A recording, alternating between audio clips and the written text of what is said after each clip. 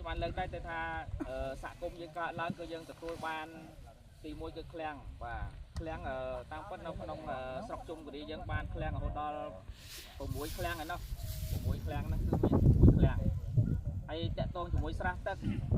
ខ្ញុំឡើងមកនេះគឺចង់ដាក់បញ្ជាក់ទៅតាក់ទងមួយស្រះទឹកឯងអញ្ចឹងក្នុងឆ្នាំ2024នេះស្រុកជុំគិរីយើងបានទទួលស្រះទឹករហូតដល់វគ្គមុនគឺបាន24ស្រះបាទស្រះទឹកធំៗដល់24ហើយវគ្គក្រោយនេះគឺខាងគម្រោងគឺខ្ញុំបានសុំគាត់ទទួលសុំទៅគឺសុំបាន4តែមទៀតឥឡូវគឺឡើង28ស្រះក្នុងស្រុកជុំគិរីយើងបាទហើយឥឡូវស្បសំណាងអីនៅក្នុងគុំជ្រេះនេះគឺថាតម្លាក់ឲ្យ4ស្រះទៀតបាទសូមអរសាទរបាទហើយដល់សិក្សាខ្ញុំចុះអស់ហើយគ្រប់ទីតាំងកន្លែងបាទហើយបើចំណុចមួយទៀតខ្ញុំស្លាប់បានផ្ដាំខាងកសិកម្មដែរមន្ត្រីកសិកម្មគុំតាមស្វត្តរាដែរថាសិក្សាមើលថាយើងគួរទៅជីកស្រះកន្លែងណាធ្វើបន្លាយទឹកកន្លែងណាដែលមានផលប្រយោជន៍សម្រាប់បន្តហើយនឹងមានមន្ត្រីកសិកម្មឲ្យធនធានទឹកអត់បានមកគាត់និយាយមកបាទគាត់មានកម្រងស្រាបន្លាយផងដែរអញ្ចឹងហើយ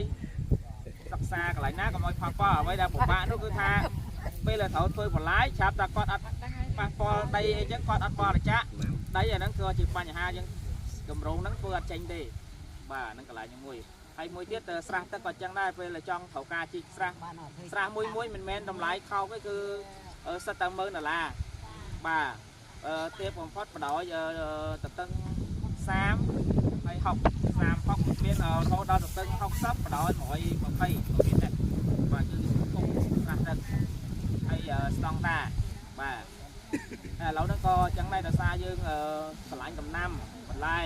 ក៏បានសំណូមពរឲ្យខាងគម្រោងហ្នឹងជួយជាផ្ដល់លក្ខណៈផ្ទះសំណាញ់ថែមដែរព្រោះណាយើងមានផ្ទះសំណាញ់គឺយើងអាចដាំបន្លែបានទាំងប្រាំងទាំងវស្សាបាទគឺយើងអាចធ្វើបានអញ្ចឹងហើយបានថាសំណូមពរឲ្យផ្ទះសំណាញ់យើងដែលមានសូមជួយថែរក្សាដែលមានកន្លងមកនៅក្នុងគុំជ្រេះហ្នឹងថែរក្សាឲ្យយើងតាមបន្លែហើយយើងជួយគ្រប់គ្រងដូចជាអ្នកទូជួយដល់ពីខាង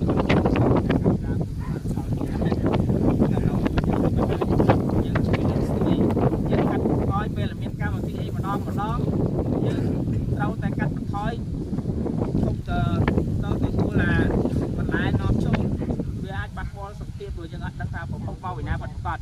តែបើយើងយកផលិតផលគ្នាយើងគឺយើងដឹងប្រភពពិតប្រាកដហើយជួយគ្រប់គ្រងដល់វាដែរដូចជានៅជប៉ុននៅជប៉ុនអញ្ចឹងដូចថាផ្លែប៉ោមរបស់ចិន1គីឡូ